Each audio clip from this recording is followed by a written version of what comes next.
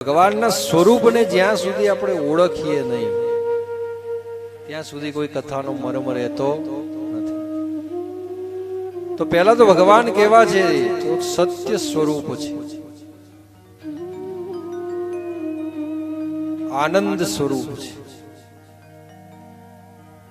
અને એ સત્ય સ્વરૂપ ને આનંદ સ્વરૂપ એ કેવા છે? તો વિશ્વોત્પત્યાદિ હેતવે,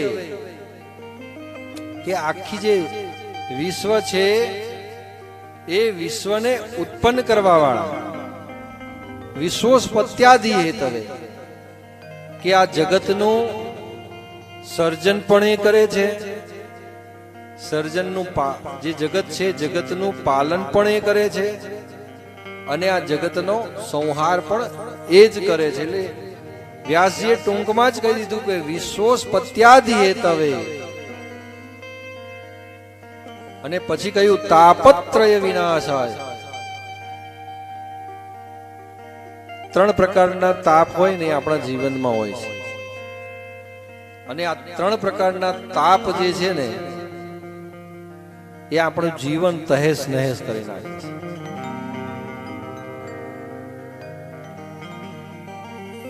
એક જે તાપ છે ને એ આધિદૈવિક હોય છે,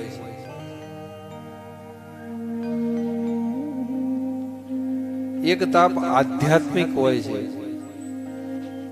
અને એક હોય છે ને આધિ ભૌતિક હોય છે.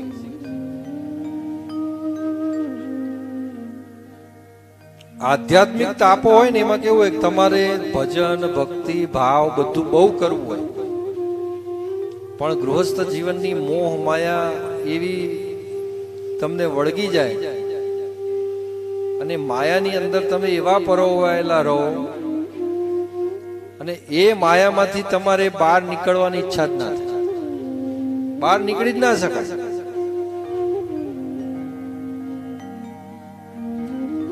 ભક્તિના પ્રકાર છે. સૌથી પહેલું વ્યક્તિએ ધાર્મિક બનવું પડે.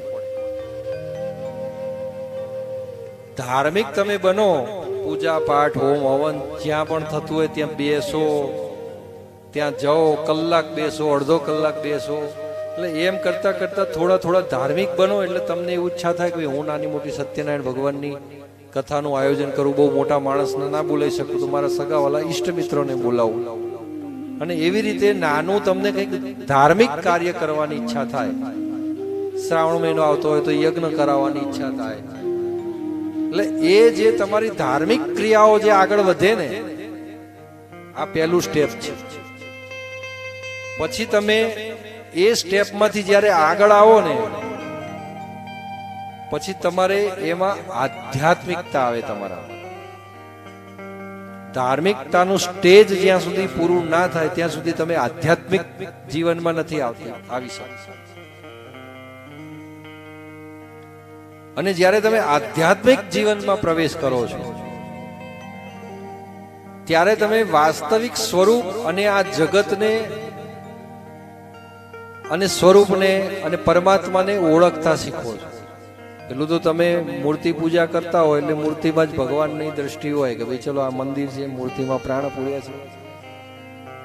પણ જ્યારે આધ્યાત્મિક લેવલમાં તમે આવો ત્યારે તમને આગળ બધું ખબર પડે કે ભાઈ પરમાત્મા માત્ર એકલા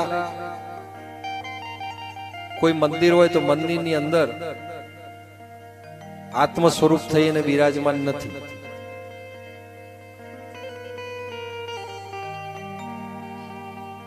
પરમાત્મા ઘટ ઘટમાં વ્યાપક છે.